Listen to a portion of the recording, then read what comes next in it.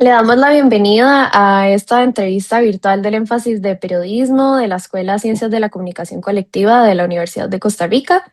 Somos Fabiana Dobles y Rebeca Aguilar, estudiantes del curso de Introducción al Periodismo 2026, y hoy conversaremos con la costarricense Hazel Fallas, voz experta global en periodismo de datos.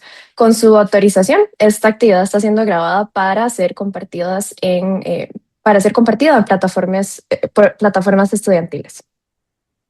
Bueno, en un entorno comunicacional cada vez más intervenido por datos y narrativas multiplataformas, la industria enfrenta el desafío de transformar información compleja en historias que sean comprensivas y generen impacto.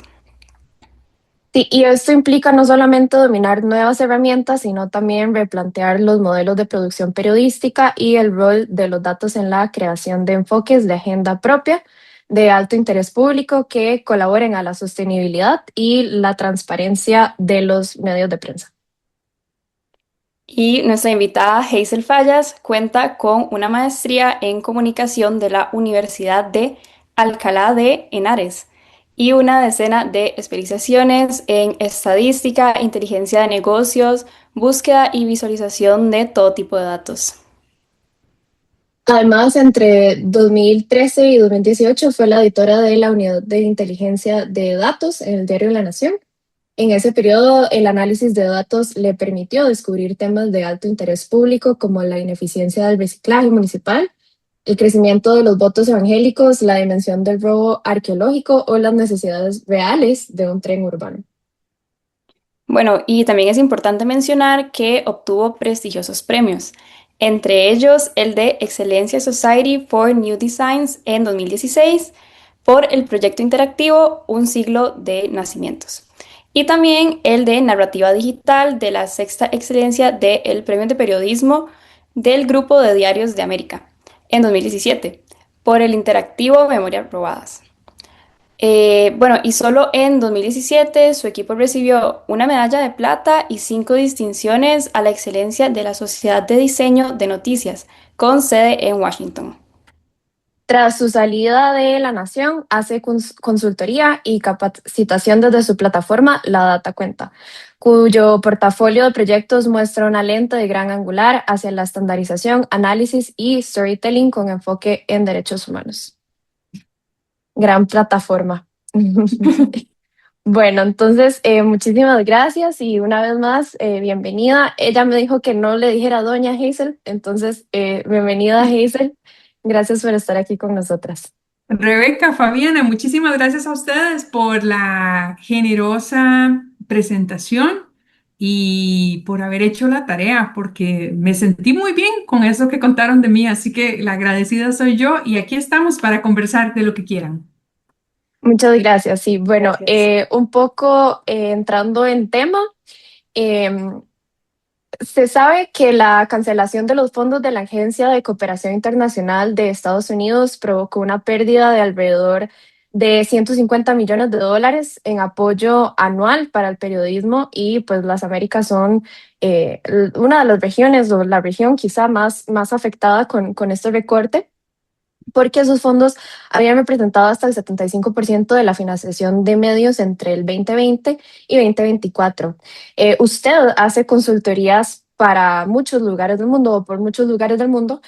¿Cómo ha visto impactar esto de los a fondos y proyectos?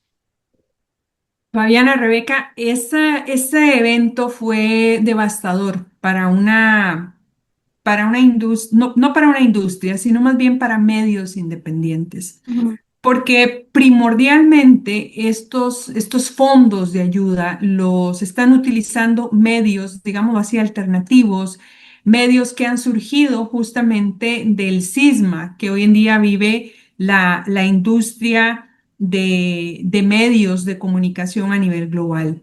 En América Latina, eso implicó el reajuste, la pausa o definitivamente la desaparición de no pocos de estos medios que al ver cancelada una fuente de financiamiento tan importante, tuvieron que detener proyectos, tuvieron que, en algunos casos, hacer despidos dolorosos de personas muy talentosas Y bueno, pues fue una afectación general para todos. Dentro de esta misma línea,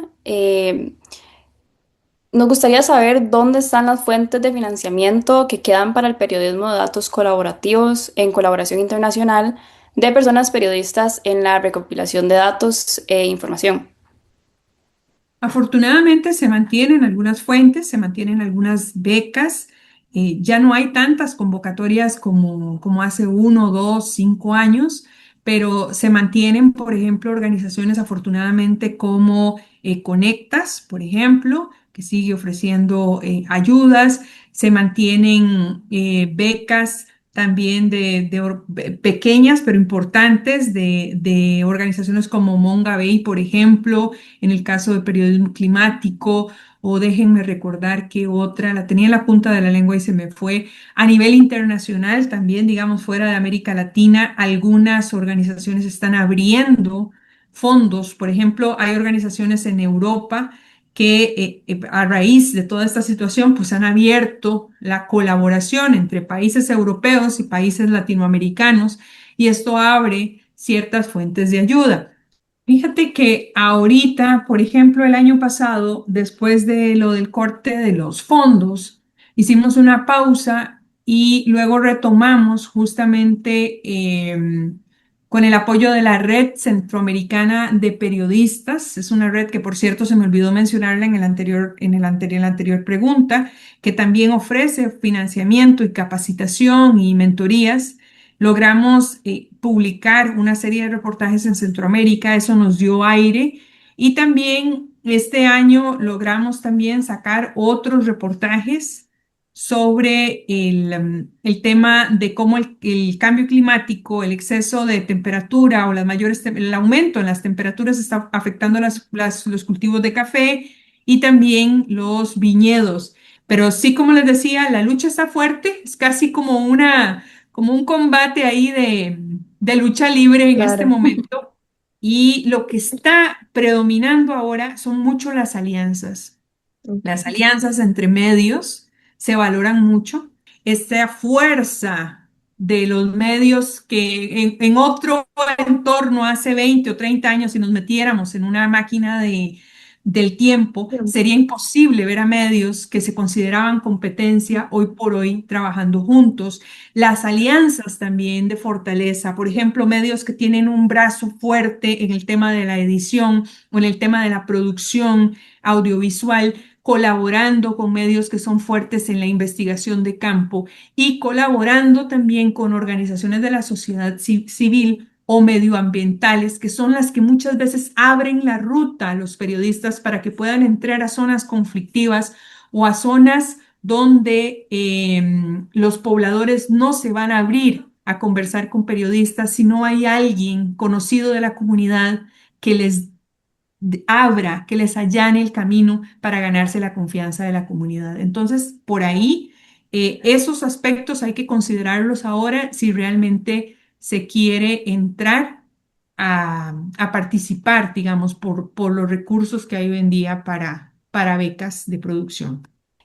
Bueno, en nuestra investigación encontramos que usted dijo que los datos son el mapa del tesoro, pero se requiere mucho trabajo para extraerlo y además recursos. Em, ¿Nos podría contar cuáles son las herramientas básicas que se deben dominar para hacer el trabajo desde la minería hasta la divulgación? El primero tiene que ver con esto, el olfato periodístico. Yo siempre he dicho que yo le puedo enseñar a cualquier persona las herramientas para hacer análisis de datos, para extraer datos. Estoy segura de eso. Pero la intuición, el olfato periodístico, eso se trae, eso no se puede enseñar. Ciertamente estas son habilidades que se desarrollan y se traen, pero hay que desarrollarlas, ciertamente. Pero creo que ahí es el elemento principal, el olfato periodístico, el saber distinguir qué es interés público y qué no es interés público. Y eso es fundamental en una era que estamos viviendo, donde estamos completamente sobrepasados por el tema del exceso de información. pero sí creo que el avance de las herramientas de inteligencia artificial nos han ido facilitando más las cosas. Yo trabajo ahorita con el triple o el cuádruple, ya no sé decir, de la cantidad de datos con las que trabajaba hace 5, es más, hace 2 años. Yo trabajaba un proyecto de análisis de datos y podría demorarme 4 o 6 meses haciendo un proyecto, tal vez hace 10 años, más o menos pongamos ese plazo, hace una década. Un proyecto como los que publicábamos en La Nación nos tomaba de 3 a 6 meses. Hoy estoy segura de que con las herramientas de inteligencia artificial se podrían hacer en un mes o incluso en una semana, si no son de tanta complejidad. ¿Y por qué lo digo así? Porque cuando tienes la formación, digamos, en estadística, en programación, en ciencia de datos, y sabes cómo interactuar con una herramienta de inteligencia artificial, sabes cómo desconfiar de ella, sabes cómo verificar si aquello que te está respondiendo tiene un asidero realmente veraz, puedes facilitarte mucho las cosas. Se sabe que, bueno, pues es una herramienta que ha agilizado muchísimo el trabajo periodístico. Ujú. Pero también se sabe que cuenta con un enorme consumo de energía, agua, Total. tierra incluso. Entonces, ¿cómo enfrentan desde el periodismo de datos ese conflicto? Y tal vez si nos puede contar brevemente si se pueden negar a usar la inteligencia artificial. Sí, eso yo sé que suena a una contradicción, siendo yo una defensora del tema del cambio climático. Y claro que te da una cierta angustia, ¿no? De utilizar estas herramientas y viendo, por ejemplo, cómo se utilizan los recursos del agua o lo que bien estás mencionando. Sin embargo, yo creo que no se trata de delegar absolutamente todo en la inteligencia artificial generativa, sino hacerlo selectivamente, ¿no? Por ejemplo, si hay cosas que yo sé cómo resolver desde una hoja de Excel o desde una plataforma como R o como Python, lo voy a hacer ahí. Hay que tener también no solamente la conciencia digamos, de usarla como una herramienta crítica, sino también de medir ese tema del impacto. Y muchísimas gracias también porque de ahora en adelante voy a incorporar ese comentario también de responsabilidad medio ambiental, pues de huella de carbono. Ujú, Excelente, doña Hazel. Bueno, siguiendo un poco con esta línea de la inteligencia artificial, pero ahora centrándonos un poco en, digamos, la esencia del ser humano, ya sabemos que grandes cadenas de noticias están utilizando la inteligencia artificial para automatizar algunos procesos y Sí. también para personalizar contenido. Hay ciertos ejemplos que ya admiten de haber producido ediciones 100% hechos con IA, pero me gustaría saber, desde su perspectiva, cuál es el valor irreemplazable que hace que una persona periodista en una redacción de noticias. Creo que si confiamos únicamente o delegamos únicamente la creación de contenidos en los criterios de la inteligencia artificial, pues creo que vamos a seguir incrementando esa zanja, incrementando ese abismo, va a seguir creciendo. Entonces yo creo que es una herramienta de doble filo. Yo ujú, creo que se puede utilizar para hacer mil cosas valiosas, pero creo que no sustituye el tema editorial, no sustituye, digamos, la precisión humana, no sustituye, por ejemplo, el ir y conversar con una persona, el poder ujú. mirar el contexto que rodea a esa persona. Eso es algo que no es capaz, digamos, la IA de determinar. Entonces yo creo que ese periodismo que está ganando terreno es justamente el que es cada vez más humano, el que es cada vez más cercano a las Ujú. personas.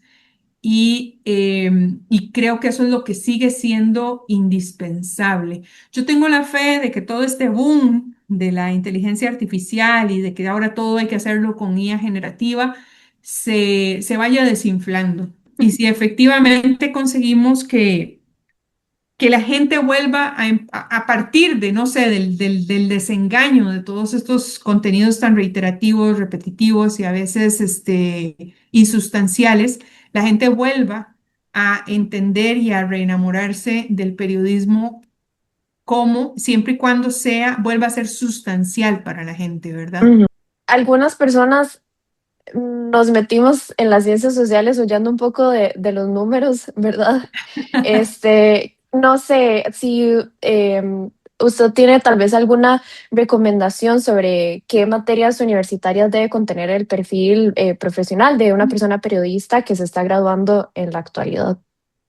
Yo lo que les aconsejo es que se atrevan, que se quiten aquella idea del cole o sí, del cole sobre todo, de que no somos buenos para las matemáticas, que nunca nos entraron ni los logaritmos, ni los,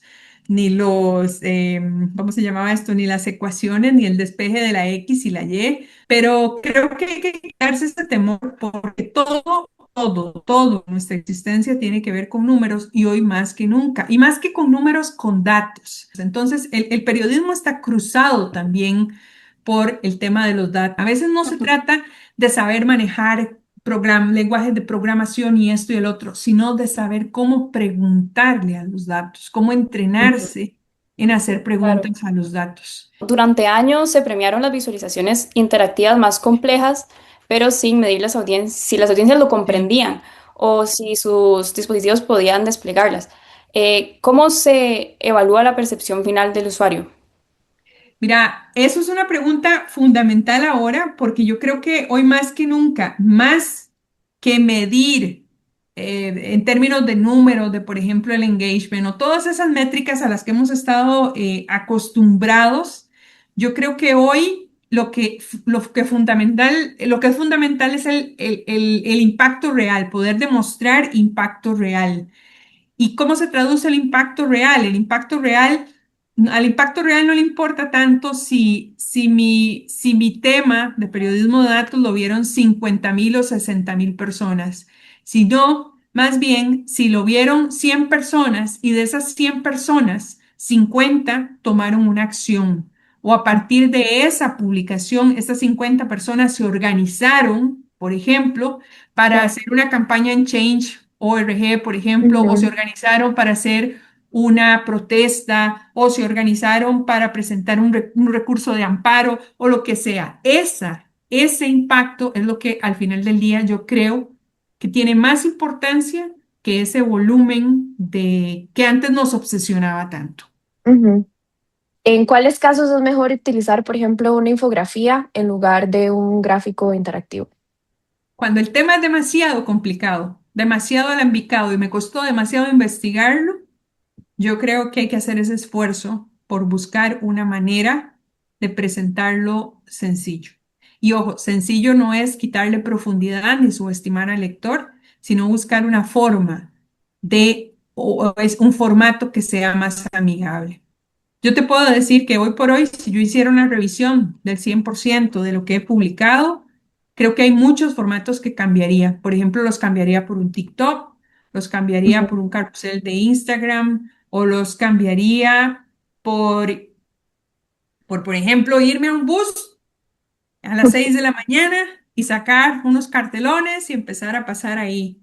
Hola, vengo a hablarles de esto, no sé qué, tal vez de un tema que esté en este momento que sea fundamental para la gente. Y es eso, ¿no? Lo que hablábamos justamente de humanizarlo y acercarlo más. Una pregunta que me surge de esto que usted acaba de decir, me parece demasiado interesante esta observación de lo del bus y creo que nos hemos enfocado demasiado en lo que es redes sociales, ¿verdad? Vivimos en un mundo que ahora funciona así, pero usted nos da así alguna muy breve como recomendación para poder tal vez llevar este periodismo de forma más humana y tal vez alguna acción que podamos tomar para conectarlo más a la vida real y no tanto en las plataformas.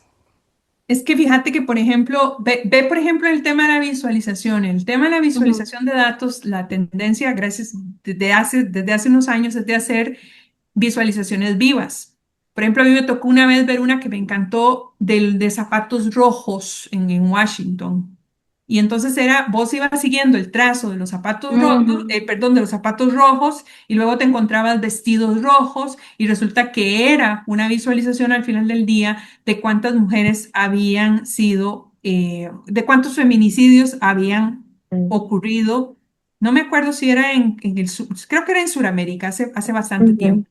Pero el punto es eso, es acercarlo a la gente. Por eso les Totalmente. digo, si yo tuviera que volver a hacer periodismo hoy, yo tomaría de esos mejores ejemplos para inspirarme en esa forma de comunicar. Pero al final del día creo que es atreverse, atreverse a romper formatos y a entender una cosa que a claro. mí dolorosamente me costó mucho entender, que no todo necesita 7 u 8 páginas para Ujú, explicarse. Claro. Quizás en algún momento retomemos otra vez esa práctica, pero hoy por hoy, a como está el tema de la competencia, como está el tema de los medios, de la relevancia y todo eso, necesitamos ser, iba a decir, rápidos y furiosos, rápidos y efectivos en lo que comunicamos. Entonces necesitamos de verdad volver a enganchar a las audiencias y volverlas a enganchar justamente con la forma en que ellas hablan, ser significativos culturalmente también. Excelente. Sí. Bueno, muchísimas gracias. Hemos llegado lamentablemente al final de esta entrevista tan enriquecedora. Le damos las gracias a Hazel Fallas una vez más por brindarnos su tiempo. Ella es una voz experta global en periodismo de datos. Y muchas gracias también por compartirnos su visión sobre los retos que requiere la industria de la comunicación y el periodismo actual. A ustedes dos, Rebeca y Fabiana, muy profesionales las dos, así que les auguro un gran futuro en la comunicación. Me encantó la Gracias. entrevista y me encantó lo bien preparadas que estuvieron para ellas, así que felicidades. Muchas Muchísimas gracias. gracias. Bueno, para cerrar, esta ha sido una entrevista de El énfasis del periodismo de la Escuela Ciencias de la Comunicación Colectiva de la Universidad de Costa Rica. Somos Fabiana Dobles y Rebeca Aguilar, estudiantes del curso de Introducción al Periodismo 2026. Y nuevamente, demasiadas gracias. Muchas gracias.